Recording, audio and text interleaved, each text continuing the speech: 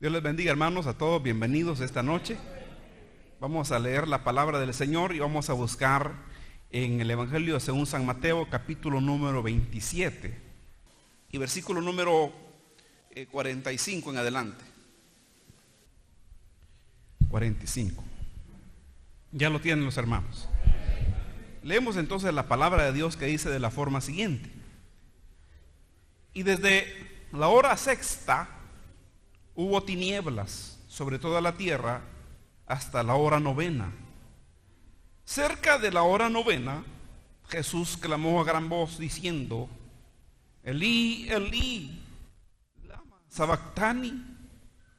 Esto es: Dios mío, ¿por qué me has desamparado?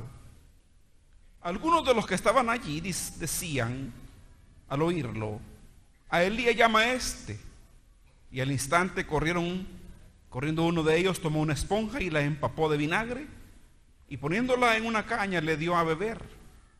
Pero los otros decían: deja, veamos si viene Elías a librarle. Mas Jesús, habiendo otra vez clamado a gran voz, entregó el Espíritu. Y aquí el velo del templo se rasgó en dos, de arriba abajo, y la tierra tembló, y las rocas se partieron, y se abrieron los sepulcros, y muchos cuerpos de santos que habían dormido se levantaron, y saliendo de los sepulcros después de la resurrección de él, vinieron a la santa ciudad y aparecieron a muchos. El centurión y los que estaban con él, guardando a Jesús, visto el terremoto y las cosas que habían sido hechas, temieron en gran manera y dijeron: verdaderamente este era Hijo de Dios. Estaban allí muchas mujeres mirando de lejos, las cuales habían seguido a Jesús desde Galilea y sirviéndole, entre las cuales estaban María Magdalena, María la madre de Jacobo y de José, y la madre de los hijos de Zebedeo. Esta noche, hermanos, al leer esta porción de la Escritura, que es la continuación de lo que leíamos el jueves pasado, que la tormenta pues lamentablemente nos afectó, pero hoy gracias a Dios tenemos la oportunidad. La vez pasada hablábamos, hermanos, sobre el asombroso sacrificio de Jesús. Y ahora, hermanos, vemos que en este pasaje que leímos hoy se nos muestra a Jesús victorioso aún en su muerte. Esto tenemos que decirlo así porque así es. Usted recuerde que cuando los judíos pidieron la muerte para Jesús al gobernador, ellos pidieron la muerte por crucifixión. Fueron ellos los que la pidieron así. No querían otra clase de muerte, querían la crucifixión para Jesús, porque la muerte en crucifixión es terriblemente dolorosa. Es el peor tormento que se aplicaba en la época, ¿verdad? Pero además es una muerte ignominiosa, vergonzosa, humillante, porque al crucificado se le quitaba su ropa, se le clavaba en una cruz de madera y se le exponía públicamente a vergüenza, muriendo. O sea, ellos no solo querían causarle dolor al Señor, sino que querían humillarlo. Querían ellos dejar sentado un precedente, hermanos, para aquellos que también le siguieran. Pero querían demostrar que pues Jesús, según ellos, era un engañador, un impostor, un blasfemo, y que según ellos él no valía nada, no valía que siguiera viviendo. Se querían humillarlo, querían causarle dolor y humillarlo. Pero hermano, usted va a ver que si bien es cierto que el Señor sufrió mucho, porque aquí lo dice la Escritura en el versículos primeros que leímos, que a la hora sexta. Estamos hablando de las 12 del día.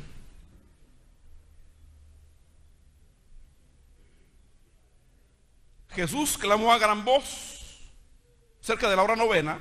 Jesús clamó a gran voz diciendo: Elí, Elí, lama sabactani. Él habló en arameo, y por eso los que estaban cerca no lo entendieron bien, pero significa: Dios mío, ¿por qué me has desamparado? Esto es parte del Salmo 22, verso 1, donde el que lo escribe está inspirado por Dios, pero expresa un terrible dolor que él siente. Está afligido.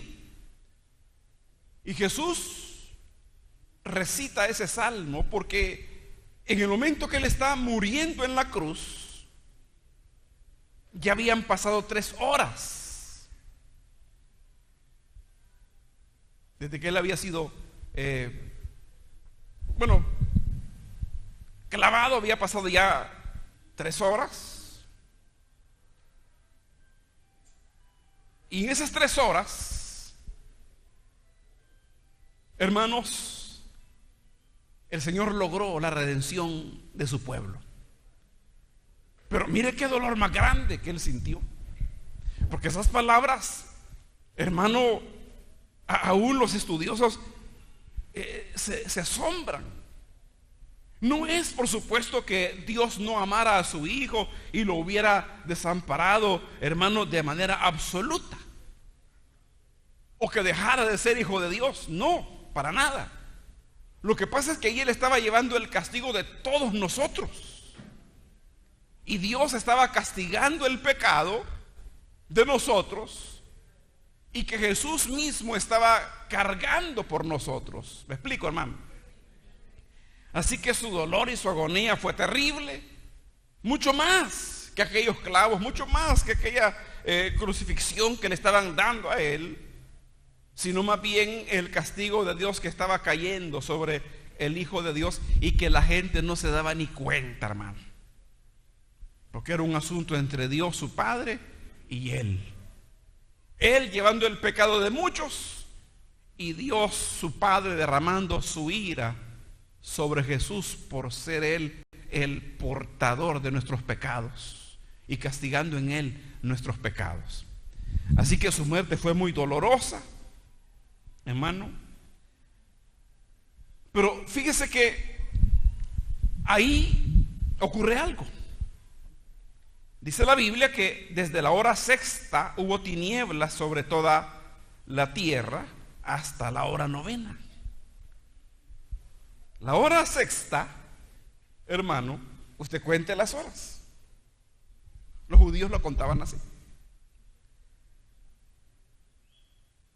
La sexta serían las 12 del día, y la hora novena serían las 3 de la tarde. Y dice ahí la Biblia que hubo tinieblas sobre toda la tierra. Hace poco, hermanos, hubo un eclipse de sol que duró como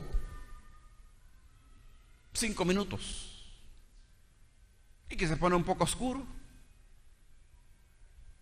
que hasta las aves se confunden, comienzan a buscar los árboles para dormirse, ¿no? 5 minutos.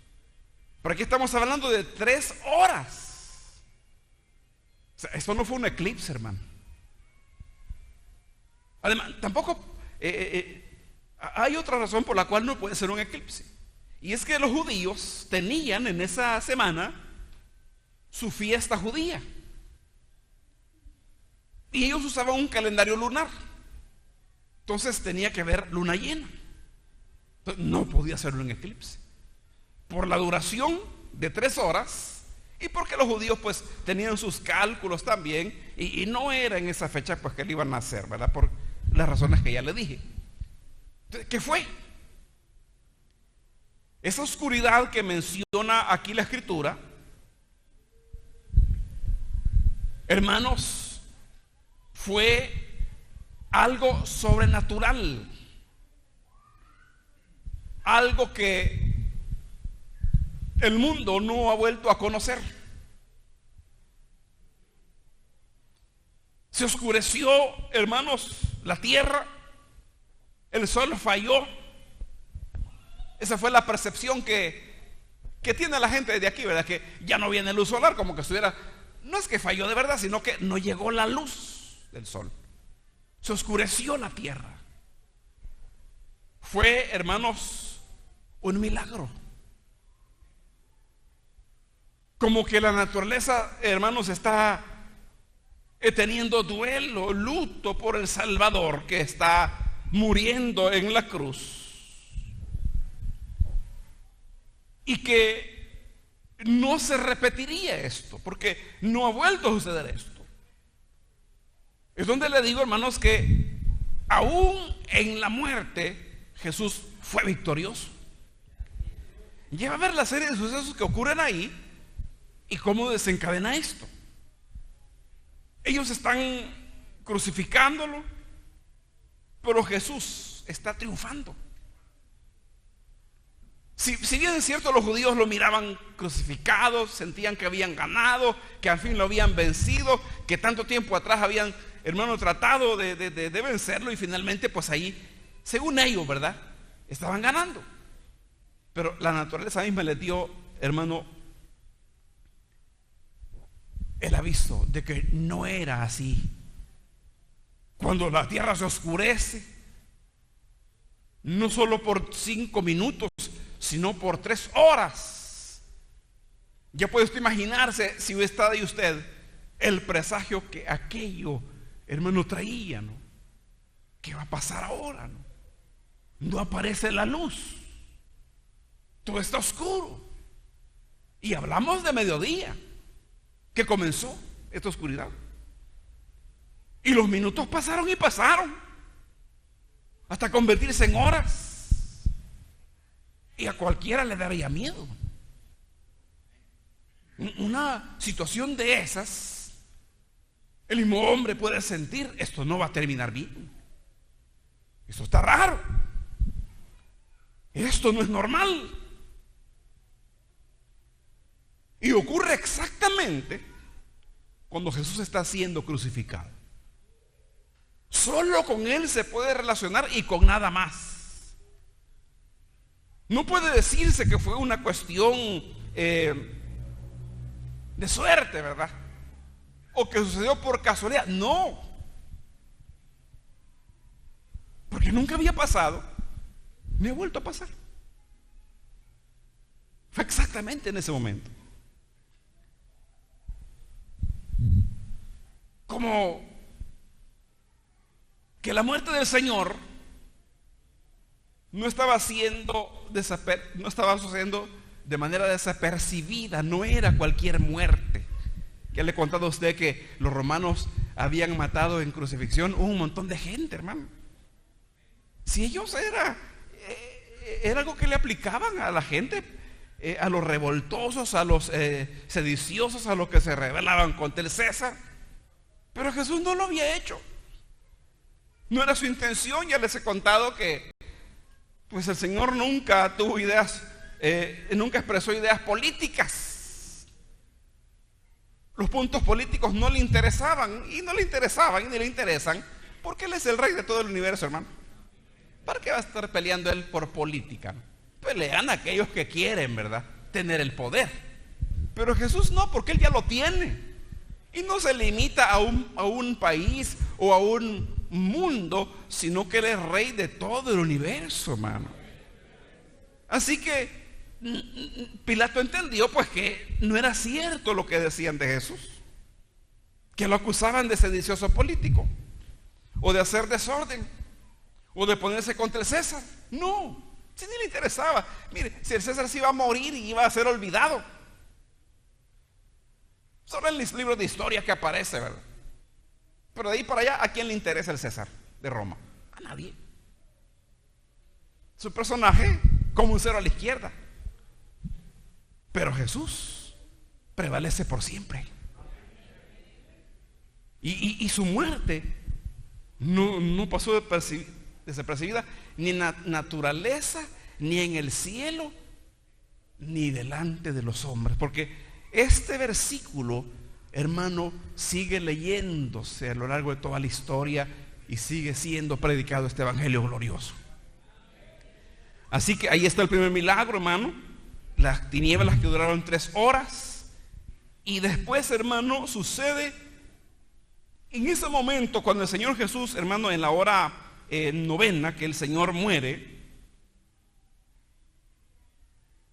también ocurre, además de las tinieblas estas, que el velo del templo se rompió, se rasgó, dice aquí la Escritura, en 2 partes, de arriba a abajo. ¿Qué es el velo del templo? El velo del templo era una cortina enorme, alta, de una tela muy pesada, era especial. Esa cortina especial dividía hermano, el templo tenía 3 partes: el atrio, el lugar santo y el lugar santísimo, el templo judío. En el lugar santo, ahí no podía entrar nadie más que un hombre una vez al año, el sumo sacerdote. Bueno, en ese templo judío ya no estaba el arca del pacto, que sí estuvo en el primer templo, porque esa arca se perdió cuando los babilonios invadieron Jerusalén. No se sabe qué le ocurrió. Entonces, ¿qué había ahí? Ya no estaba el arca, solamente el lugar religioso, y que ese templo judío quedaría invalidado. Pero mire, se conservaba la idea de que ahí solo entraba un hombre una vez al año y solo era el sumo sacerdote, solo una vez al año. Era prohibida la entrada. No entraban a nada, hermano, a nada. No, pero es que hay que hacer la limpieza. ¿Qué limpieza en 8 cuartos? Ahí no entraba nada. Por eso se llamaba el lugar santísimo. Nadie tenía permiso de entrar, según la ley de Dios. Y entonces ocurre que se rompe aquella tela, aquel velo, no de abajo para arriba, de arriba para abajo. No podía ser hecho por ningún humano. Eso ocurre así nomás. Mire, es que era prohibido tocar eso, hermano. Con eso le digo, nadie podía atreverse. Eran lugares respetados por los judíos, pero ahí se rompe. Y ahí hay un aviso de parte de Dios. Y es que cuando Jesús muere, el Señor abrió el camino hacia Dios para los que creemos en Él. Si antes podía entrar ahí un hombre, solo un hombre una vez al año, ahora cualquiera de ustedes puede entrar a la presencia de Dios. Puede orar, puede suplicarle, puede hablarle, puede exponer usted sus penas, sus dolores, sus aflicciones, sus angustias, hermano. Todo lo que usted quiera y Dios lo va a escuchar, porque ya no hay restricción.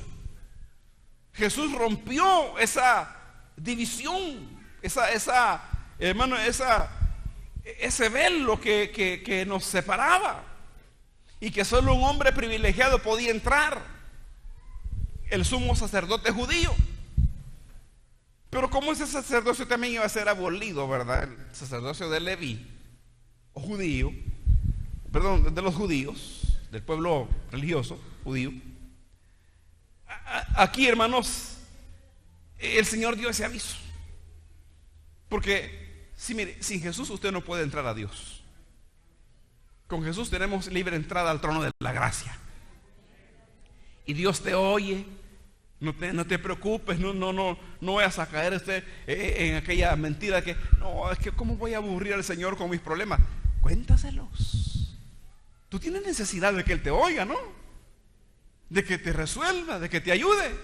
Puedes contarle lo que quieras, hermano, y puedo estarme ahí hablando con Dios todo lo que yo quiera, todo lo que tú quieras.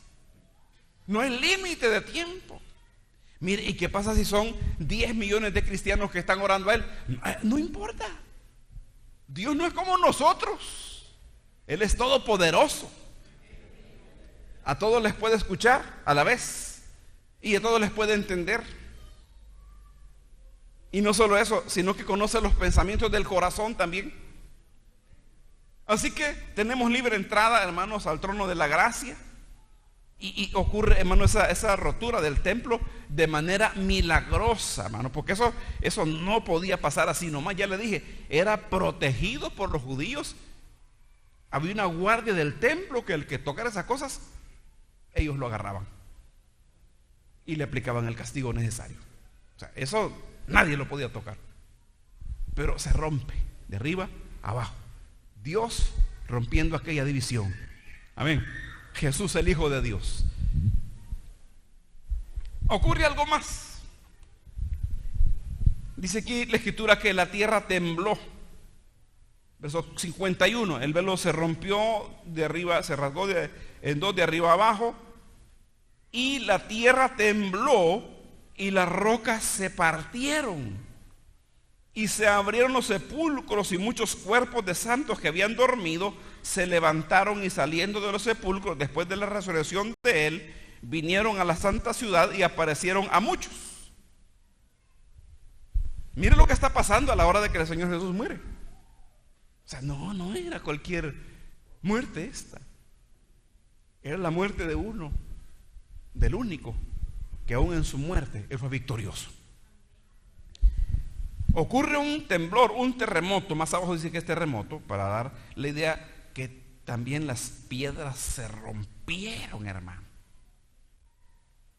Fue un movimiento fuerte de tierra que aún las rocas que había en aquella región, ¿verdad?, de esa área que son abundantes, las rocas se parten, se rompen. Otra cosa terrible que estaba ocurriendo. Y mire, y todo esto lo estaban viendo las personas que estaban presentes a la hora de la crucifixión. Y que no eran pocas personas, eran muchas personas. Ahí estaban los judíos que la acusaban.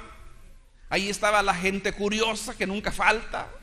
Ahí estaban los discípulos, ahí, aunque sea de lejos, pero ahí estaban. Estaba la guardia romana que había sido delegada para estar cerca de la cruz hasta que Él muriera. Mucha gente. A las crucifixiones iba mucha gente. Y esta crucifixión les interesaba más, porque el que estaba muriendo ahí era alguien del cual su fama había crecido por toda la tierra de los israelitas. Y estaba muriendo el que había hecho milagros, el que había levantado muertos, el que había multiplicado el pan y los peces, el que había sanado ciegos, mancos, cojos y sordos y mudos, y había echado fuera los demonios, había caminado sobre el mar. No era poca gente la que estaba allí, era mucha gente viendo aquello. Y estaban viendo lo que estaba ocurriendo. Primero, la tiniebla que cubrió la tierra, una oscuridad notable. A las 12 del día comenzó. Luego, cuando Jesús muere, hermano, el templo que se rasgó, lo vieron los encargados de ahí. Luego, el temblor de tierra, que fue tan fuerte que hasta se partieron las rocas. No fue silencioso, fue, hermano, muy impactante, porque el sonido de un temblor es característico. Los que han vivido eso entenderán lo que les digo. Pero aquí el sonido de las piedras quebrándose añadió más, hermano, la expectación de lo que estaba ocurriendo. Y ese temblor, cuando ocurre, también dice la escritura que se abrieron los sepulcros, las tumbas, el cementerio. Y muchas personas que eran temerosas de Dios fueron levantadas de sus tumbas, fueron resucitados y salieron y se levantaron. Y saliendo de los sepulcros, después de la resurrección de Cristo, se mostraron en la ciudad, Jerusalén, y aparecieron a muchos. No dice el número de personas que se resucitaron, pero dice que eran muchas personas. Y la gente lo reconocía. Este es Mengano, el que murió hace tanto tiempo, y este es el otro, y lo reconocían. O sea, oiga lo que estamos diciendo. Milagros que están pasando a la hora de morir Jesús en la cruz. Amén. 3 milagros tremendos. Pero ahora viene algo más. En el versículo 47, mire cómo dice: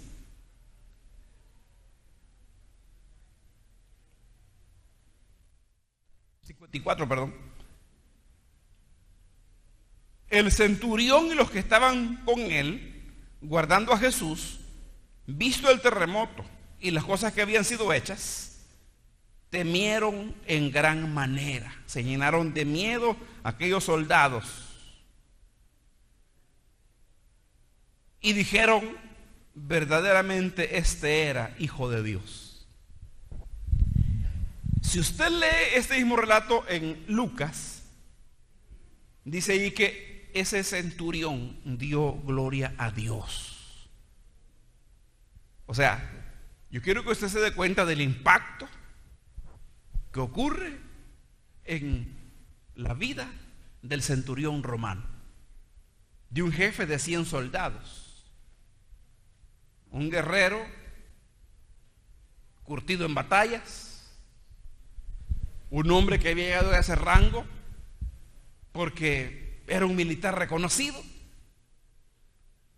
Pero al ver esto le da miedo. Y le recuerdo que el centurión romano era un pagano que creía en los dioses de Roma y creían que el emperador era un dios, el viejito aquel que estaba en Roma. Pero aquí todo cambió, porque en Lucas dice, hermano, y aquí también lo dice, reconoció que es Jesús el Hijo de Dios. Amén. Entonces, primero dio gloria a Dios. Un hombre pagano, algo le ocurre a él en su alma, en su mente, y por primera vez en su vida él reconoce que Jesús es el Hijo de Dios. Lo reconoce como justo, como dice en Marcos y Lucas, y como Pedro lo menciona, el justo que murió en la cruz por nosotros. Jesús es la justicia, hermanos. Es el único justo. Dios. Usted sabe que justo, de manera absoluta, solo Dios, ¿verdad? Nosotros, hermano, podemos llamarnos justos. La Biblia nos llama justos porque somos justificados, hermano. Se nos perdonó los pecados, se nos declaró justos, pero no porque nosotros seamos así, no. Pero en el caso de Dios, Él es justo porque esa es su naturaleza. Y el justo nunca cometió pecado. El justo, absolutamente justo, nunca pecó. Dios, en Él no hay pecado, no hay mentira, no hay engaño, porque Él es justo, es perfecto. Este hombre comprendió que Jesús es el justo y reconoció que Jesús es el Hijo de Dios. Yo, hermano, no quiero a usted, ¿cómo le explico? Convencerlo de que este hombre se convirtió al evangelio. Solo le digo lo que le estaba pasando a él. Y quizás usted, al igual que su servidor, obviamente vamos a llegar hermanos, a la conclusión de que este hombre se convirtió después, hermano. Pues sí, pues si conoce que Jesús es el Hijo de Dios, que verdaderamente era justo, ¿Qué queda después? Ya no falta nada. ¿Me explico, hermano? Ya está dentro. Pero lo asombroso es que esto le ocurriera a un soldado romano. Eso es asombroso. Usted va a encontrar después historias en los Hechos cuando se convirtió otro centurión, ¿verdad?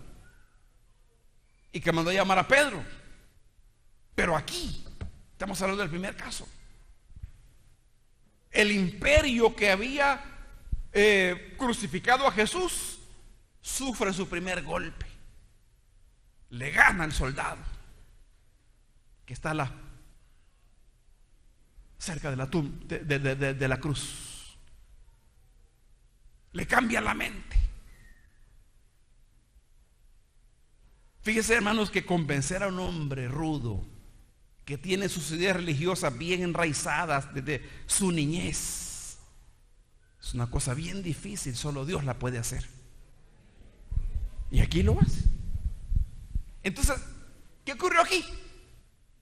Que si los judíos querían la pena de crucifixión, la pena de muerte por crucifixión para Jesús, para humillarlo, para vencerlo, para causarle dolor y para hacerlo quedar muy mal, lo que al final ocurre es que aún muriendo, Él les demostró que Él es el Rey verdadero, que Él es poderoso y victorioso aún muriendo. Y espérese, falta la resurrección.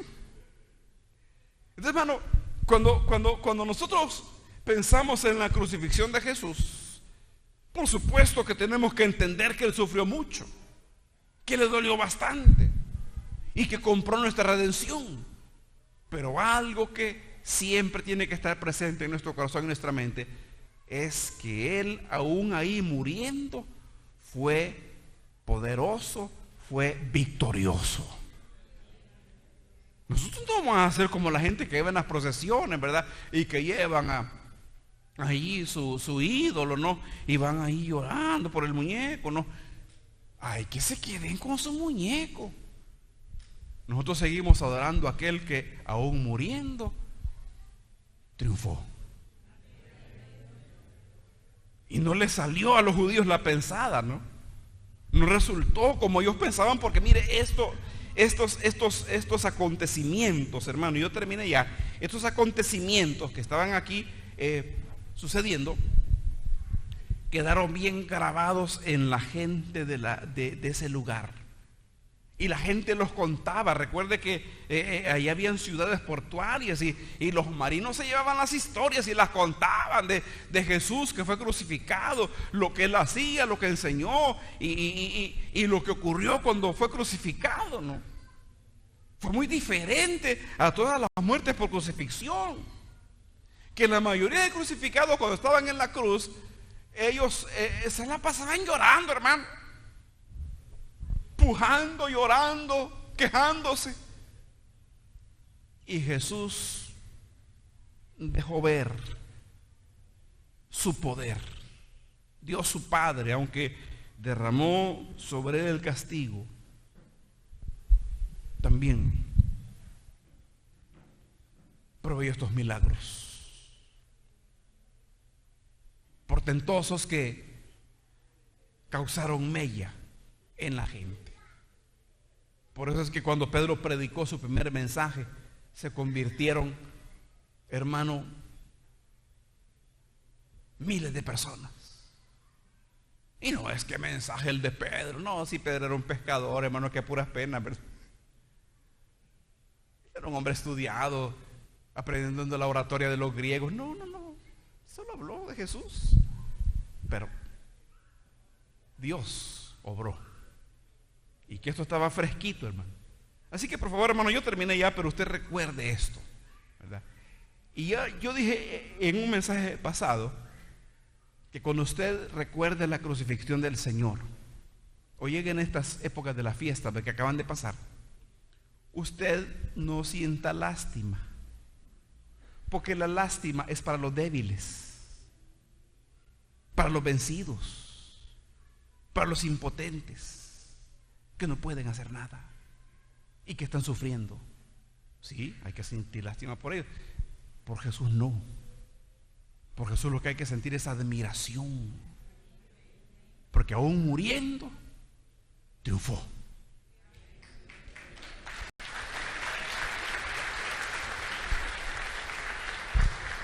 Y que así lo recordemos, hermano. Porque tan grande es nuestro Salvador. Y luego resucitó, como lo vamos a ver más adelante. Pero así es como tenemos que pensar de Él, ¿verdad? No como en Hollywood hacen las películas, ¿verdad? Para que la gente llore y para que la gente diga, ay, qué barbaridad, no, pobrecito el Señor. Dígaselo a Él, que cuando iba para Jerusalén, afirmó su rostro para ir allá. Nunca dudó, nunca vaciló. Fue decidido a conquistar la victoria. Y lo hizo. Y aquí culmina, como le digo, con este soldado, ¿no? Que ahí le hizo pedazos sus creencias religiosas paganas. Y de su boca salieron las palabras: verdaderamente este era el Hijo de Dios. De ahí para allá la vida le cambió a este hombre. No se habla más de él, pero estoy seguro que sí. Así que nosotros, hermanos, para finalizar solo me resta decirles, sigamos adelante, amén, confiando en Jesús, nuestro gran Rey y Salvador. Él está por nosotros, Él es quien te defiende, Él está contigo, tú no estás solo, tú caminas con Él, amén. Y no te amilanes por nada, no te detengas por nada, nunca dejes de perseverar, sigue siempre adelante, porque un día lo veremos a Él. Amén. Vamos a orar al Señor. Cerremos los ojos, inclinemos el rostro, oremos. Padre celestial, gracias por habernos enviado a Jesús. Gracias por la salvación tan grande que nos has dado en Él. Te adoramos y te exaltamos, bendito Padre celestial. Y adoramos a tu Hijo amado, Jesucristo. Y creemos en Él como nuestro Rey y Señor. Gracias, Padre celestial, por tu bondad. Bendice a tu iglesia, que tu iglesia pueda recordar siempre los poderosos hechos de Jesucristo, nuestro Salvador, y que cobre ánimo cada día. Que cuando venga la preocupación, cuando vengan las depresiones, cuando vengan las aflicciones, recordemos la grandeza de Jesús, nuestro gran Salvador. En tu mano nos ponemos, Señor. Guárdanos de camino a casa y ayúdanos a honrarte y serte fieles mientras dure nuestra vida en este mundo. Por Jesús lo rogamos y lo agradecemos. Amén.